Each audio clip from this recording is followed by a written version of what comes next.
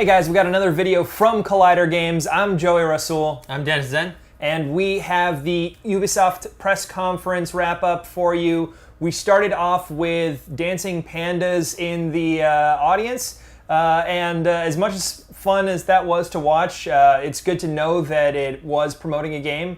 We got Just Dance 2019.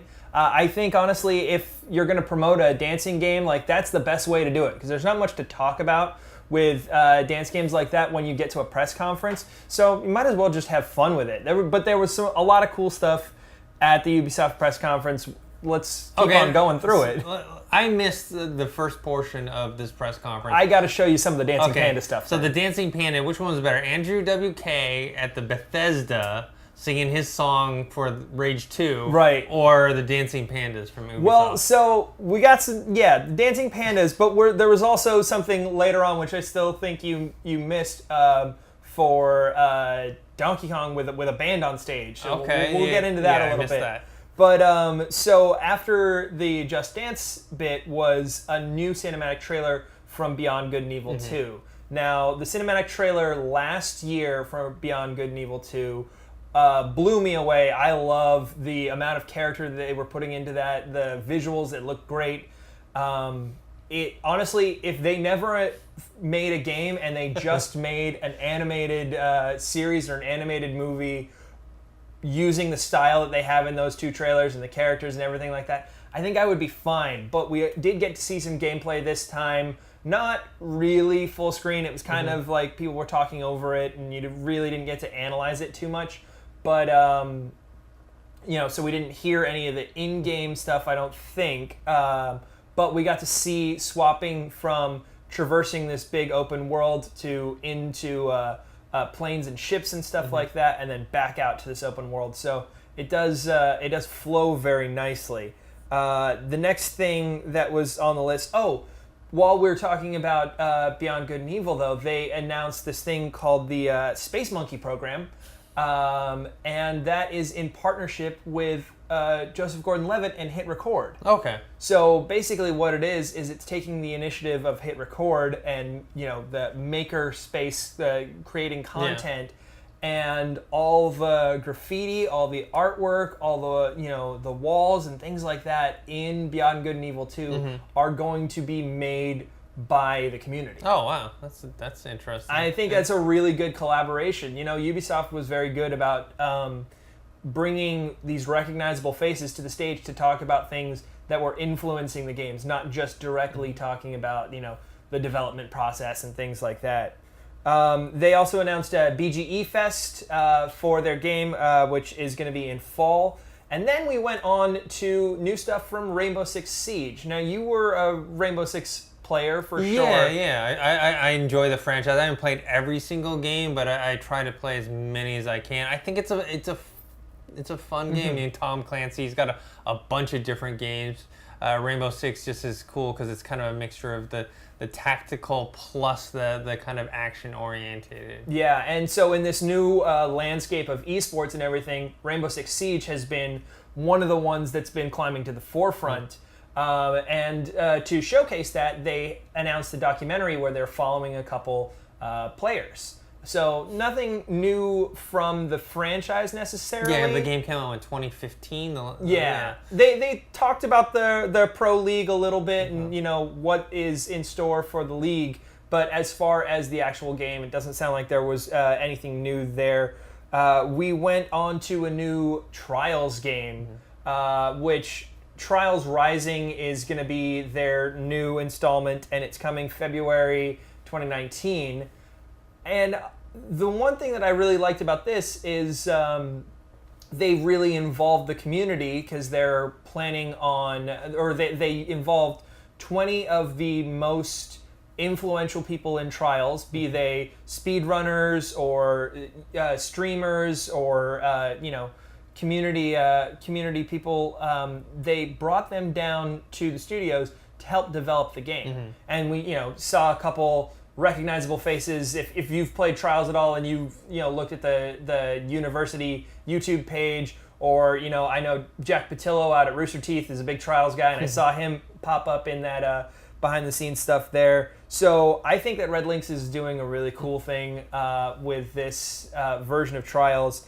And then, of course, we went on to Massive Entertainment's The Division 2. Yeah, which, we saw the trailer and the gameplay footage at the Microsoft E3 conference that you and me went to. Yeah. Did they kind of expand on that? Did they talk more about what's new in this game? So they brought in a cinematic trailer, which is not something that I necessarily expected from them because of the way their gameplay works. Cinematic trailer that starts with this little girl in a kind of walled-off city, and it goes from outside of the walled-off city to show just like what life is like outside these walls. And they also kind of focused on the specializations of each class of character and what each is able to do. They talked about the fact that there are specializations. They didn't go into many specifics of what those were. It looks like you got a sniper, you got kind of more of a ranger type as well. And one of the things that really did blow people away, though, I know, we were all sitting watching the streams in different places, and I saw Adam Smith jump up and was like, "Oh, hey!" He's excited about this. They added 8-player raids to Division 2, and they have 3 episodes of DLC that are coming that are going to be completely free. Okay. So that's good, because they're not like trying to sell these DLCs and say, "Oh, no," and people get upset and go, "Oh, why don't you just put them in the game?" Yeah, that's a lot of stuff, and the game's not coming out till mid-March, but next year. Yeah, so 3 free DLC and raids being added to the game. I think that's pretty compelling. And then we went on to Mario Rabbids. Mario plus Rabbids was a game that Ubisoft and Nintendo did together last year. Yeah, and I remember this that year, scene at E3. And this year they're adding Kingdom Battle Donkey Kong Country. It's coming later this month, the Donkey Kong Country DLC. So that had been announced already, but we got to see a little more in depth into the kind of bosses that you're going to have to face, the kind of like mashups of things from the Rabbids universe and the Donkey Kong universe. It's not a franchise that I'm particularly familiar with, the Rabbids, but I'm excited to see Ubisoft and Nintendo partnering in so many different ways, which we'll talk about later. Yeah, It's interesting. There's some cool stuff there. Nintendo is very protective of their properties, and that the fact that they're willing to work with another third-party company to allow their characters to be featured. And they've done it a couple times in the past. Like I think back to Link being in Soul Calibur and things like that. But it's a rare thing to see a Nintendo character in another franchise, and if you're a big fan of Donkey Kong, then this might be your Donkey Kong fix. We went on then to a game called Skull and Bones, which is a cinematic trailer we got last year, and I'm sorry to say that I forgot about it for the longest time because I was getting it confused with Sea of Thieves. And when everyone was disappointed with Sea of Thieves, I was like, oh, well, I guess I was really excited about that. And then Ubisoft started talking about Skull and Bones. I was like, oh, no, that was the one. Skull and Bones looks like we're going to take Sea of Thieves seriously. It looks like you were saying, it looks like Assassin's Black Flag. Assassin's Creed Black Flag, yeah. It's got that same kind of feel, except there's ship customization, like to the umpteenth degree. It is an online space. It's, what am I trying to say? It's a shared world. Okay. So everything is being affected as you go. Customizable ships, and the player interactions are really going to affect the way the game works. So you can be teaming up with people online, or you can be going against people online. I don't know if there's going to be I think it's just like a friendly fire system where, like, if you're teaming up with someone, just don't shoot them kind of thing. Don't ram into them. Yeah, I think that might be all it is, in which case the controls better be really good because that can happen accidentally. Yeah, this is kind of where I jumped into the press conference, and in watching it, I didn't see what it was, and I thought it was like, oh, is this Assassin's Creed Black Flag Part 2 or something, but I already knew that Odyssey was coming. And but that actually was one of my favorite parts of Black Flag was the ships. Was the ship. So this is something I'm definitely going to look out for. And this one seems to go really in depth. You know, it's talking about the different styles of ships that have certain special abilities. One that can fire, you know, like 8 cannons from the front. One that like can drop its anchor and then just unload cannons. So I am seriously excited for Skull and Bones. I hope I can go play it on the floor. From there, we went on to a game called Transference, which is a VR game that's being headed up by Elijah Wood. Yeah. His company, what was it? Spectre? Spectrevision, yeah.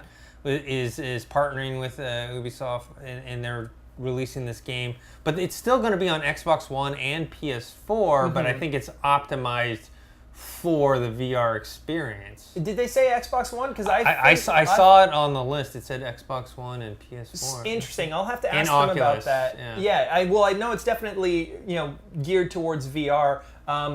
Transference is one of the things that I'm definitely going to go check out on the floor and ask a bunch of questions about, because they talk about how it's going to be a narrative story where you're jumping between memories and things like that. And I'm maybe because it's Ubisoft, I imagine kind of the Animus system from Assassin's Creed. So I don't know if that's exactly how it's going to work. It seems like it's got more of a horror vibe to things, and it's this weird like family dynamic of a dad kind of like telling his son not to worry, and he's feeling crazy. I'm really, really just not sure. And it's a mixture of live action video footage with the actual gameplay.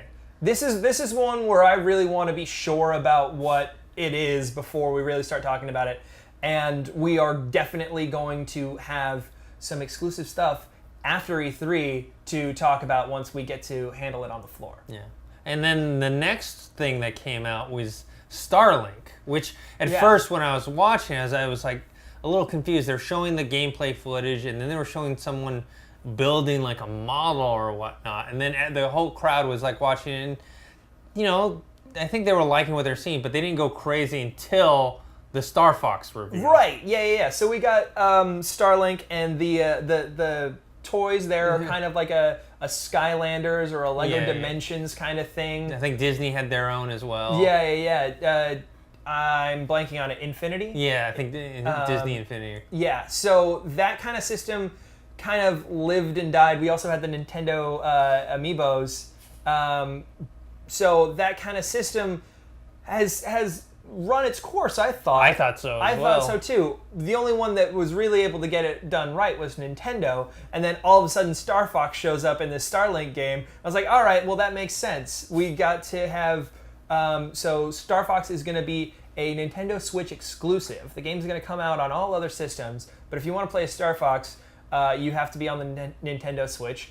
And my favorite part of the announcement was that Miyamoto was in the audience, and they gave him a ship. Yeah, gave him the little Star Fox model, like the model of Star Fox's ship and a little Star Fox. Yeah. So that's going to be, that looked about the size, about that big as what the ships are going to be. And they look like they connected to the controller in a weird way, which I'm sure works better on the Switch too. Because you be able to do it without the Joy-Cons. But from there, we went on to For Honor. For Honor looks like it's getting a DLC called Marching Fire. Didn't look like it was like a full new game.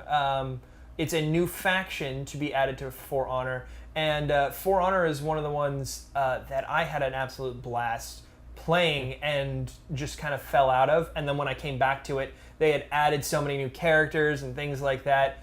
The balance of gameplay, like really fun gameplay versus historical accuracy to a certain extent, but then also weird kind of sci-fi stuff going on. Much like, Ubisoft has done with Assassin's Creed, where they started off very historic and then started to go, but yes. Yeah. So when they did the reveal, they revealed like these four ancient Chinese warriors from China. The Wulin faction. Yeah, and it reminded me of Dynasty Warriors, which is a game that I've played in the past. The moves, the kind of combat system looks, semi-similar, but I don't know if it's going to be like that kind of, I didn't play For Honor, but I'm assuming it's not going to be like where it's like hordes and hordes of... I mean, it is and it isn't, because it's 4v4, but then there are kind of like minion guys that you can take out in 2 hits, so it is like a Dynasty Warriors in that sense, but then you're ending up fighting other players in that play it kind of as the bosses to fight. And it's a faction thing where you're fighting over pieces of the map as you're playing. So adding a 4th faction to that is, I think, really compelling. Plus, those hook blade things, I only remember them from Avatar. I don't remember what they're actually called. But those things are really cool. I want to play as that character for sure. Yeah, the Castle Siege element to it. That's right. They're adding the new game mode called Breach, which is a 4v4 castle siege, so it'll be offense and defense, and then I'm assuming you'll switch. But, there were similar modes, but to go full-on castle siege where you actually get, armaments, like you saw them pouring the hot oil and launching catapults and things like that, and maybe even like moving things around, like battering rams, and focusing fire on a single point. I think that's going to be a really compelling addition to the game. I was kind of hoping for a For Honor 2, but if they're going to be revamping a lot of the stuff in For Honor, I'm excited about that. The next game I'm not too familiar with is The Crew 2. Yeah. What exactly is this game? Because I saw planes, cars, motorcycles. So here's my thing about The Crew 2. They did announce, they didn't really show much new stuff for The Crew 2 that they haven't showed, apart from the fact that the open beta is going to start June 21st. And you know what? They're not in a position to have to show new stuff. The game comes out like the 29th, so there's not much new that they're going to show. I did play in the closed beta, though. I was not very impressed. Honestly, like, we talked about this a little bit. Like, racing games are kind of hit and miss with me, and the things that made this feel really bad were the fact that part of the game mechanic is that you're chasing social media followers so that more people know that you're a racer, so that you can go race in other types of racing. And I'm like, if I wanted to play a video game just to chase social media followers, I'd be at work. So realistically, the amount of gameplay in that, like, the racing is okay, and then it's the open world traversal to find other races and find things about the world that was kind of lackluster. To be fair, in the career mode for UFC 3, they have a thing where you do tweets and try to get social followers, so that you create your character to become more famous, so they can get more money. Yeah, I'm never excited when that comes into a game, and The Crew 2 stinks of it. It really does. I'm going to jump into the open beta because maybe they've changed some things since the closed beta, adding more stuff to the world. The thing is also, it's such a big map. They map out the entire US on a scaled down version. You got to put some stuff in that map, though. Like, that's the biggest thing. So hopefully the beta and the full version of the game are a little more fleshed out. When I play the open beta, I'll let you guys know. And the next thing that we saw was Assassin's Creed Odyssey. Yeah, the big thing. Basically, in the chat room there was like, when's Assassin's Creed? When's Assassin's Creed? The whole time. And then finally, of course, they saved it to the end. And I haven't played every single Assassin's Creed game, but I've played some of them, and this one looks fantastic.